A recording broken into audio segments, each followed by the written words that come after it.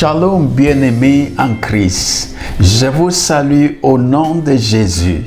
Je viens passer très bref clip vidéo. Tout d'abord, vous apprécier pour un travail bien fait pendant le mois de mai. C'était un mois d'évangélisation, du discipulat et de mission parce que la dernière semaine était semaine de Pentecôte et de mission. Alors, bien-aimés, la question dont se pose, que faire après Pentecôte? Nous savons très bien que les Actes des Apôtres chapitre 1 verset 8 étaient les paroles de Jésus, son message à l'égard, au sujet du Pentecôte. Mais vous recevrez une puissance après que le Saint-Esprit est survenu sur vous et vous serez mes témoins à Jérusalem, à Judée, Samarie et à l'extrémité de la terre. En réalité, j'aimerais dire que le Saint-Esprit est donné pour une mission. Et voici l'une de mes déclarations en ce temps.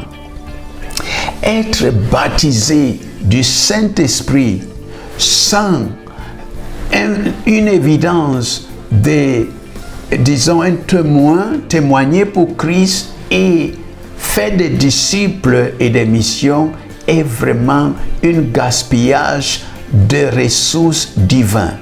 C'est pourquoi j'ai tenu à nous attirer l'attention pour dire, étant revêtu, étant comblé, rempli du Saint-Esprit, ça nous commission, ça nous donne une mission pour aller faire des disciples de toutes les nations.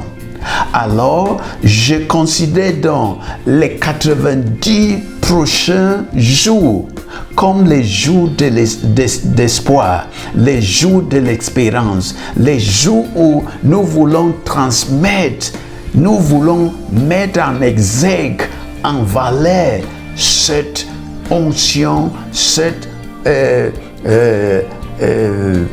puissance du Saint-Esprit pour atteindre, pour témoigner, pour commencer à faire des disciples et même pour répondre à l'appel missionnaire du Seigneur. C'est vraiment la raison d'être du baptême du Saint-Esprit. Donc, Pentecôte était un événement missionnaire. Après avoir expérimenté le Pentecôte, le baptême du Saint-Esprit, ça nous catapulte au champ missionnaire. C'est pourquoi j'ai donc voulu nous rappeler que au quotidien, pendant les 80 jours, 90 jours qui viennent, ou bien les 6 derniers mois de cette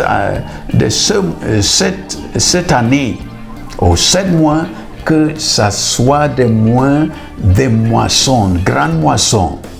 Le Saint-Esprit nous a revêtus sans doute pour connecter les gens à Christ, pour les apporter le salut, pour les apporter la guérison et même la délivrance. Alors vous êtes vraiment imprégné de puissance. C'est pourquoi ne gaspillons pas ces ressources divines. Alors, je suis convaincu que dans les jours qui viennent, il y aura des témoignages pêle-mêle parce que l'Esprit de Dieu est en train de faire de grandes choses. Alors, vous et moi, nous sommes donc au point de continuer à écrire les Actes des Apôtres chapitre 29, ce qui se passe au quotidien, transformant une moindre opportunité en une occasion de ministère.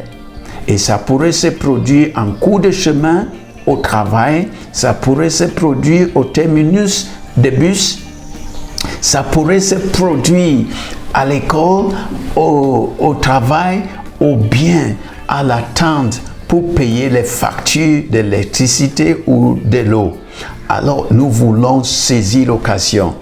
Jean chapitre 4 est l'un de ces exemples terre à terre que Jésus même a saisi l'occasion étant fatigué, assis à côté de ce puits de Jacob. Et là, tout un village était sauvé à cause d'une dame qu'il a osé à ce qu'on était à toucher. Que le Seigneur nous bénisse, que le Seigneur nous aide pendant cette période. Saisissons l'occasion et tu auras des témoignages. Que Dieu vous bénisse. Amen.